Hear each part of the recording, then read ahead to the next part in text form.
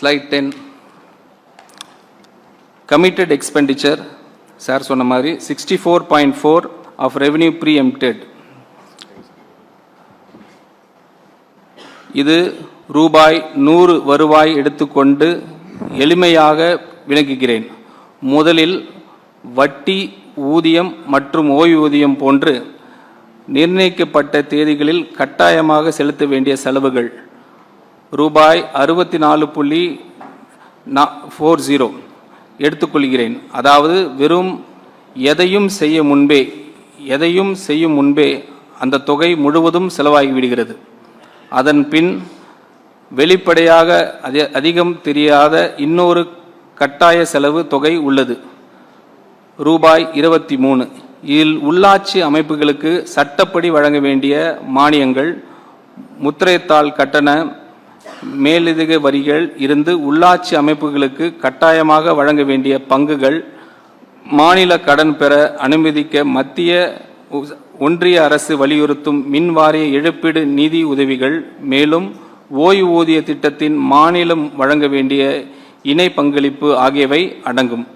இந்த இரண்டும் அடுக்குகளும் சேர்ந்து ஒவ்வொரு 100 வருவாயிலும் ரூபாய் 87 முழுமையாக எடுத்துக்கொள்கிறேன். இதனால் அனைத்து நலத்திட்டங்களுக்கும், சமூக பாதுகாப்பு திட்டங்களுக்கும் மற்றும் மூலதன கட்டமைப்பு முதலீடுகளையும் ஆகியவற்றை எஞ்சுவது வெறும் ரூபாய் 13 மட்டுமே. ரூபாய் 13 வைத்து ஒரு மாநிலத்தை நடத்துவதோ வளர்ச்சி பாதையில் முன்னேற்றுவதோ சாத்தியமில்லை.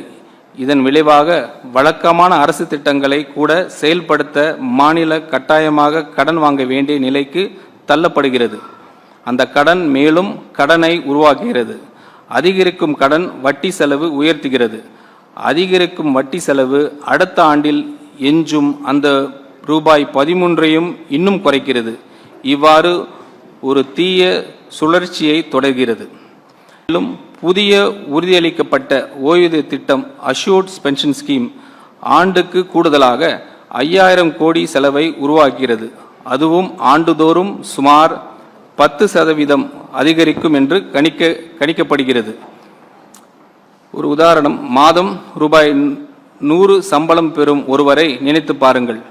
அதில் வீட்டு கடன் தவணை, இஎம்ஐ, வீட்டு வாடகை மற்றும் குழந்தைகளின் பள்ளி கட்டணம் ஆகியவை 64 எடுத்துக்கொள்கின்றன. பின்னர் தவிர்க்க முடியாத மற்ற செலவுகள் 23 எடுத்துக்கொள்கின்றனர். இதனால் உணவு, மருந்து மற்றும் குழந்தைகளின் எதிர்கால தேவைகளுக்காக எஞ்சுவது வெறும் ரூபாய் 13 மட்டுமே. அப்போது எதிர்பாராத எந்த அவசர தேவையும் வந்தால் கடன் வாங்கி செயல்படுத்துகிறது. அதன் விளைவாக கடன் சுமை தொடர்ந்து பெருகிக் கொண்டே செல்கிறது.